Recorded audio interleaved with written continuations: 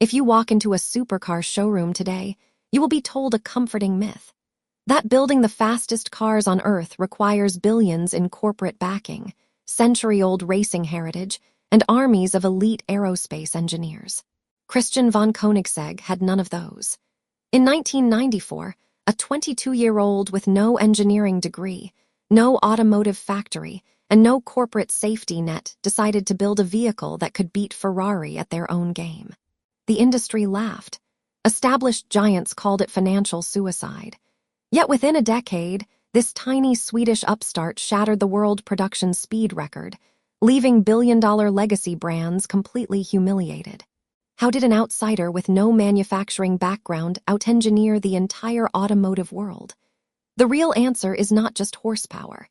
It is a masterclass in founder psychology, ruthless resourcefulness, and a hidden business strategy that changed modern manufacturing forever. The internet often loves the romantic fairy tale, the lone, broke mechanic tinkering in a shed. But the documented reality of Christian von Koenigsegg is far more fascinating and far more instructive for anyone trying to build something out of nothing. Christian was not a dirt-poor mechanic. He came from a noble lineage and possessed a natural, restless entrepreneurial mind. From childhood, he was obsessed with how things worked. At age 6, after watching a stop-motion animated film about a bicycle repairman who built a racing car, an unshakable obsession took root. By his teenage years, he was tuning mopeds, washing cars, and experimenting with any mechanical device he could get his hands on. He was not an academic engineer. He was a pure, intuitive problem solver. In his early 20s, long before the supercar world knew his name, Christian ran a modest import-export trading business in Sweden. He exported frozen chickens, paper, and various goods across Europe. It was unglamorous, grind-it-out commerce, but that trading operation gave him two critical assets: a small pool of seed capital and an absolute, uncompromising understanding of lean cash flow. In 1994, at just 22, he made a decision that baffled his family and friends. He liquidated his savings, shut down the trading business, and decided to pursue the impossible dream. He was going to launch a Swedish supercar company. To understand the sheer insanity of this gamble, you have to look at the economic reality of the mid-1990s. The supercar market was a graveyard of ambitious dreamers. Legendary names like Bugatti had recently gone bankrupt trying to revive themselves. Giants like McLaren, Ferrari, and Porsche spent hundreds of millions developing single platforms. Christian had roughly a few $100,000, a tiny garage in Olofström, and a handwritten sketch. Every traditional business metric said he would fail within 12 months. When you have virtually no capital, you cannot compete using conventional business models. If Christian had tried to build a car company the way Ferrari did, he would have run out of money in 3 weeks. Instead, he adopted a survival mechanism that would become his greatest competitive advantage: extreme vertical ingenuity. He could not afford expensive supplier contracts. When he approached established auto suppliers for custom parts, they either ignored him or quoted astronomical prices with multi-year lead times. Christian's response was simple: if we cannot buy it, we will invent it, build it, and patent it ourselves. He gathered a tiny, fanatical team of young mechanics, composite specialists, and fabricators. Together, they began hand-shaping a prototype known as the CC.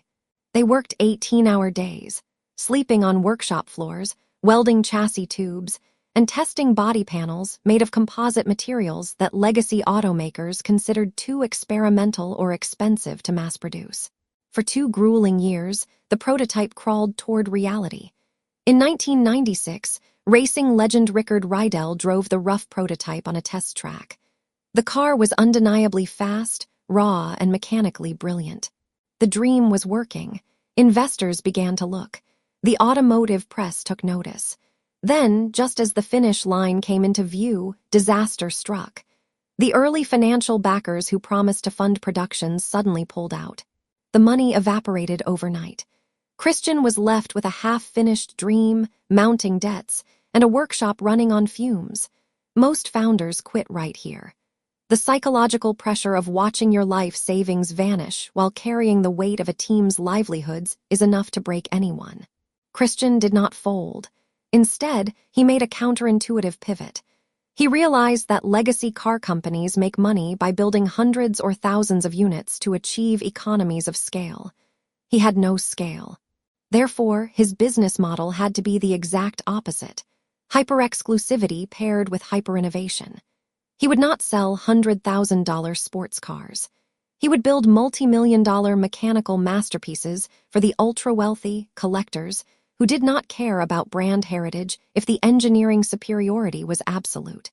To fund development, he secured Swedish government development loans, brought on loyal private micro-investors, and pre-sold production slots based on sheer engineering conviction. By 1999, after 5 years of relentless iterations, the production spec prototype, the CC-8S, was finally taking shape. They secured a modern facility at an old airfield in Margretedorp. Orders were finally coming in. The first customer deliveries were planned for 2003.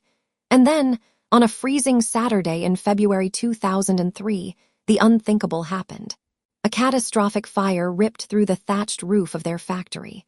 Within minutes, the workshop was engulfed in flames. Christian and his team rushed into the burning building, risking their lives to drag customer cars, tooling, and critical blueprints out into the snow. Much of the facility was destroyed. Prototypes were damaged. Equipment was incinerated. The automotive world assumed Koenigsegg was dead. A startup running on razor-thin margins cannot survive a total factory destruction. Yet within days, Christian found an abandoned fighter jet base in Ängelholm, Sweden, formerly home to the Swedish Air Force's Ghost Squadron. He negotiated the lease, moved his blackened machinery into the jet hangars, and adopted the squadron's ghost emblem on every engine bay, turning a near-fatal tragedy into a permanent badge of resilience. They did not miss a single promised delivery. In 2004, Koenigsegg delivered the CCR. It produced over 800 horsepower from a heavily modified, supercharged engine built almost entirely in-house. Now, Christian needed to prove to a skeptical world that this was not just an expensive garage project. In February 2005, Christian took the CCR to the legendary Nardo test track in Italy, a circular proving ground where legacy giants measured their supremacy. Under the stopwatch, the Koenigsegg CCR hit 387.86 kilometers per hour, officially breaking the McLaren F1's long-standing record as the fastest production car on planet Earth. A company of 30 people operating out of an old fighter jet hangar had just beaten every multi-billion-dollar automotive empire in the world. The record shocked the industry, but it also revealed a critical business problem that almost destroyed the company a second time. Breaking a speed record creates fame, but fame does not equal a sustainable business model. In the hypercar world, engineering brilliance without intellectual property is a commodity trap. If Koenigsegg remained merely an assembler of high-speed cars, larger rivals like the Volkswagen Group, who soon launched the Bugatti Veyron with billions in backing, would eventually outspend and outmarket them. Christian understood that the real value of Koenigsegg was not just assembled metal. The real value was its proprietary technology. He transformed Koenigsegg from a pure car manufacturer into an advanced research and development powerhouse. Whenever his team faced a mechanical bottleneck, instead of compromising, they invented an entirely new engineering paradigm. Consider the doors. Most supercars used standard gullwing or scissor doors that required massive clearance and broke easily. Christian spent months inventing the dihedral synchrohelix actuation system, a complex mechanical hinge that rotates the door outward and upward simultaneously. It became an instant design icon. Consider the wheels. While competitors used aluminum alloys, Koenigsegg became the first company in the world to engineer hollow, one-piece carbon fiber wheels, slashing unsprung weight and outperforming aerospace suppliers. Consider the powertrain. When the industry claimed automatic transmissions were too heavy and manual clutches too slow for extreme torque, Christian invented the direct drive system for the Regura, eliminating the gearbox entirely and driving the wheels directly through electric motors and hydraulic coupling. He followed this with free-valve technology, an engine that replaces traditional camshafts with pneumatic hydraulic actuators, allowing total, independent control over every single valve. Every single one of these breakthroughs was patented. This is the hidden business mechanism that mainstream observers completely miss. Koenigsegg does not survive solely on the retail margin of a few dozen hypercars per year. Koenigsegg is an intellectual property powerhouse that licenses patented innovations, carbon fiber manufacturing techniques, and advanced electrification technology across the broader mobility sector. By keeping the teams small, hyperagile, and free from corporate bureaucracy, Christian created an environment where innovation happens in days, not years. When Bugatti took years to answer Koenigsegg's speed achievements, Christian responded with the Agera RS. In November 2017, on a closed 11-mile stretch of public highway in Nevada, a customer-owned Agera RS set a certified top speed of 447.19 kilometers per hour, averaging 277.87 miles per hour. It was not a factory-tuned one-off. It was a standard, road-legal production car driving on standard commercial tires. The boy who watched a cartoon about a bicycle repairman had built the most technologically advanced boutique hypercar company in human history. Today, Koenigsegg produces some of the most sought-after hypercars in the world, with models like the Jesko and the four-seater Gemera commanding millions of dollars with multi-year waiting lists. Looking back at the entire journey, the lesson of Koenigsegg has very little to do with high-octane fuel or top speed records. It is a profound lesson in competitive strategy and human determination. When you enter an industry dominated by massive incumbents, you cannot win by playing their game.